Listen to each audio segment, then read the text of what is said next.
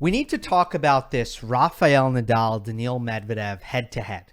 It's 5-1 Nadal now, and it's been the key for Rafael Nadal's start to 2022, where he's 15-0, where he's won 3 hardcourt titles. I'm going to delve into that start and talk a lot about Nadal and Acapulco and the Medvedev matchup after a quick shout-out for PlayYourCourt. I've been rounding into form. I've been out there. I've been playing. I've been hitting. And part of that has been PlayYourCourt, the place to go if you want to find a local coach, a practice partner, or a match. The number one reason people quit tennis is because they can't find anyone to play with, and I don't want that to happen to you. So if you use my special link in the description, I've arranged a special 15% off discount for you to join the PlayYourCourt community to get the practice and matches you need to improve your game. That's www.playyourcourt.com/Gill Gross. Please check it out.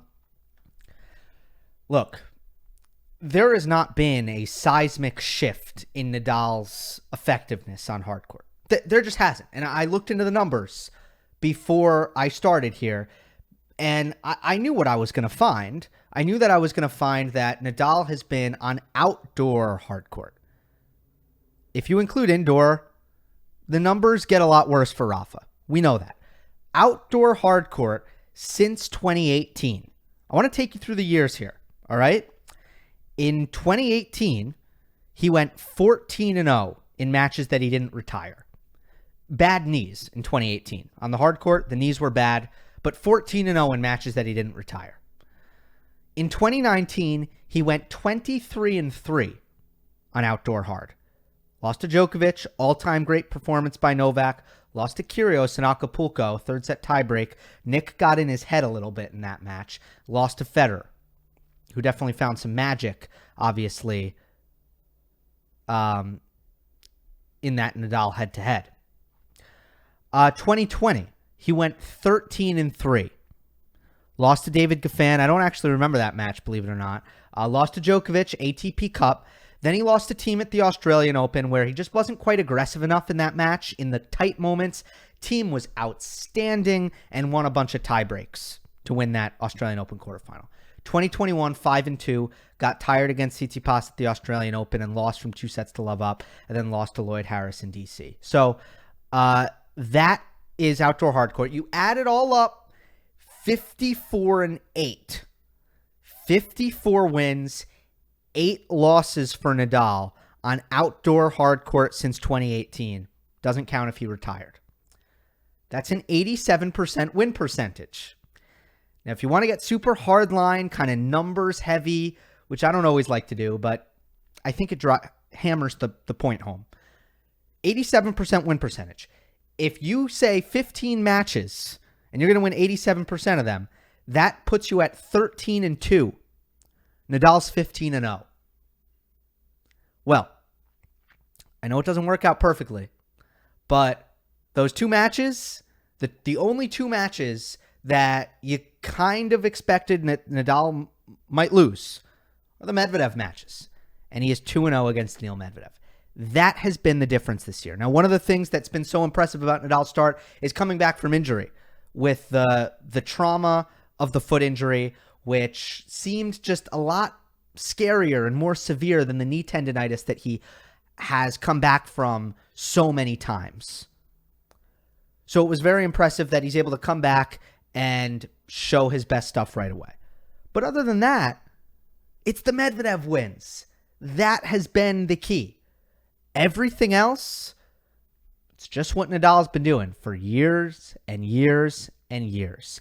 The Medvedev wins are the key. So, is this a head-to-head kind of matchup problem for Medvedev and an advantage for Nadal at this point? Yeah, it clearly is. Now, you could say, well, they've played so many good matches, Gill. Medvedev has taken him to 5 both times they played at majors, at the U.S. Open and the Australian Open.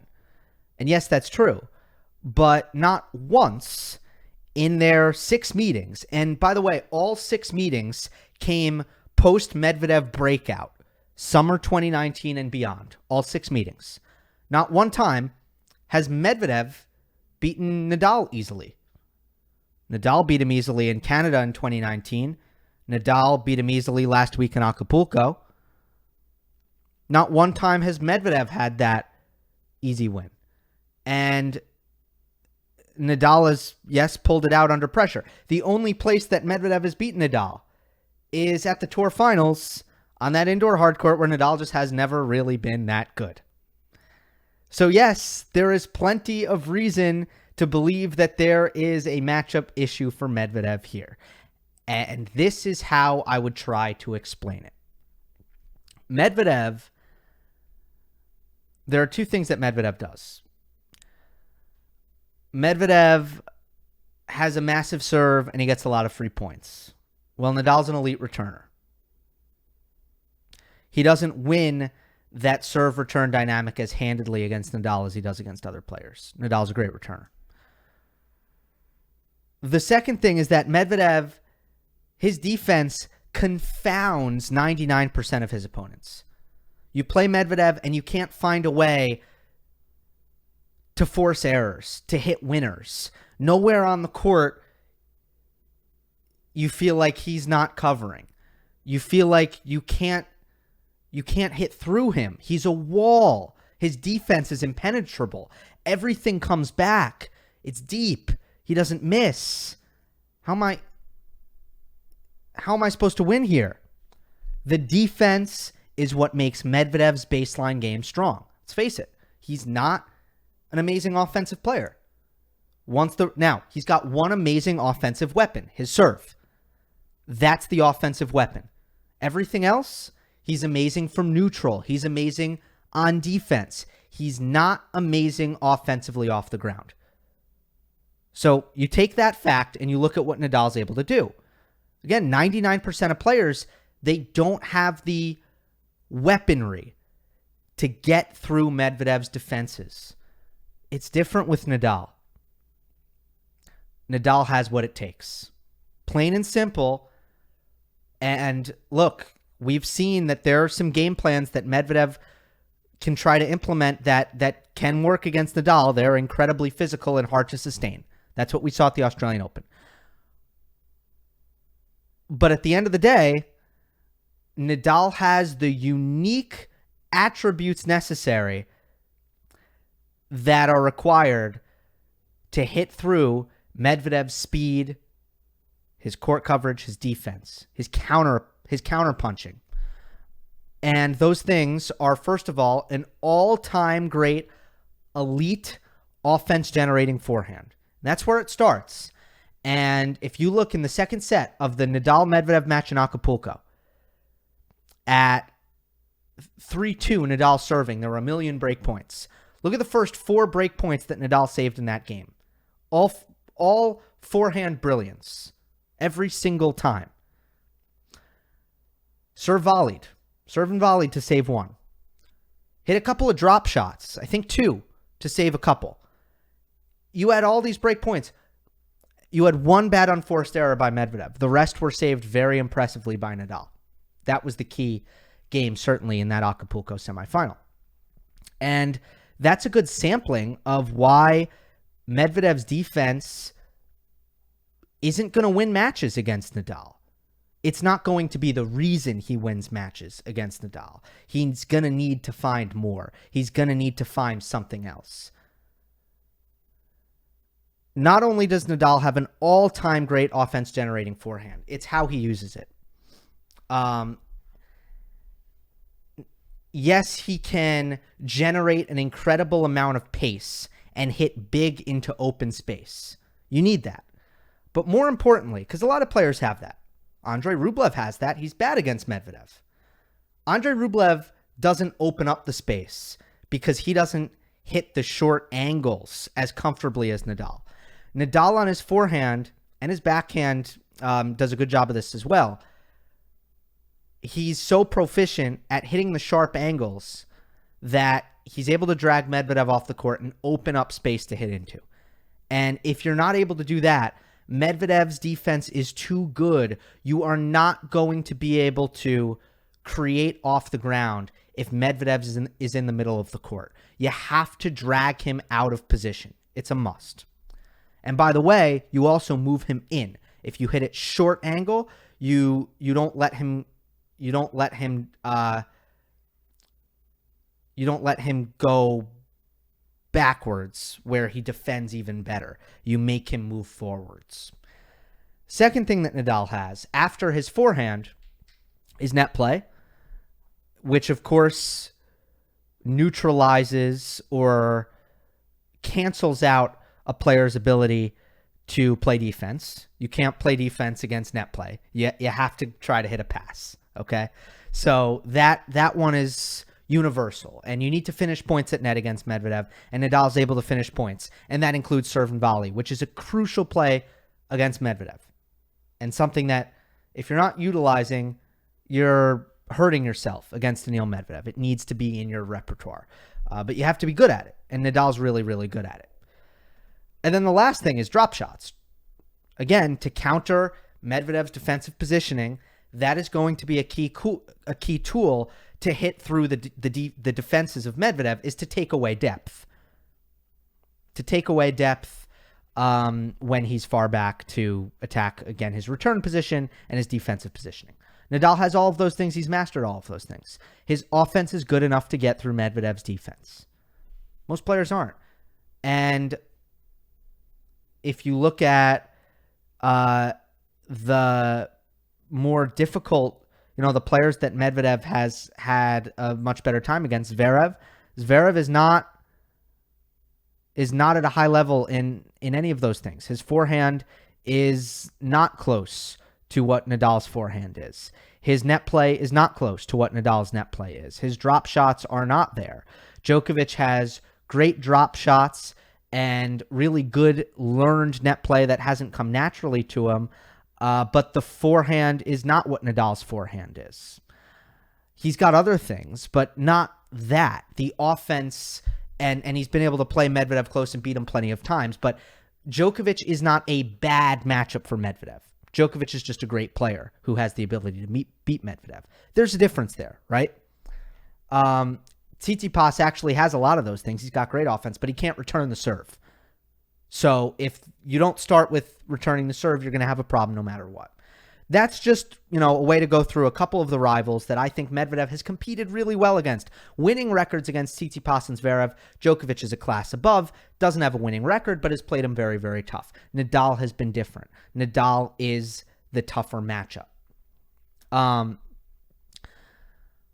I also want to zoom out and talk about Nadal in general as I move on. And the level in Acapulco was amazing. Now, by the way, actually, Medvedev didn't play well in Acapulco. And he was impatient, which is what his game is all about. It's all about patience. And if he's impatient, he's just not very good. Go back to what we were seeing from, the clay court season in 2021 last year when he wasn't playing well. He wasn't patient. And I just knew if he could just be patient, then he could win on clay. But if he wasn't going to be patient, he wasn't going to win. And that is what transformed Medvedev into an average player to a great player, is when he got patient and he stopped missing, because he learned who he was as a player and what his strengths were. Well, he wasn't patient in this match. He made a lot of bad unforced errors. He hit a lot of double faults, and there were a lot of failed serve and volleys.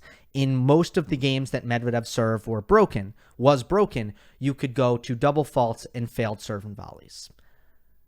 There was something wrong with him mentally in this match, in my opinion. Could be a couple things. But I would not rule out the idea that between the slow surface of Acapulco, where Medvedev has a inferiority complex where he doesn't think that he can win, and Nadal adding to that, I wouldn't rule it out that Nadal's in his head a little bit right now, because there was something funky about the way he was competing in this match. It was almost like he didn't think he was going to win from the start. I question if there is belief there. Part of that is head-to-head troubles against Nadal and the court surface. Now, I got to throw out there, in fairness, I don't know how this Russia-Ukraine stuff is going to affect these Russian and Ukrainian and Belarusian players. You just don't know. You got to throw it out there as a possibility. it might have no effect at all. But you have to mention it. It's malpractice not to. And I stand with Ukraine, and it's awful what's happening. Yeah, so the Medvedev performance was not up to his standards. But Cam Norrie, I thought, actually gave Nadal a better match. And Rafa was unbelievable in that Cam Norrie match.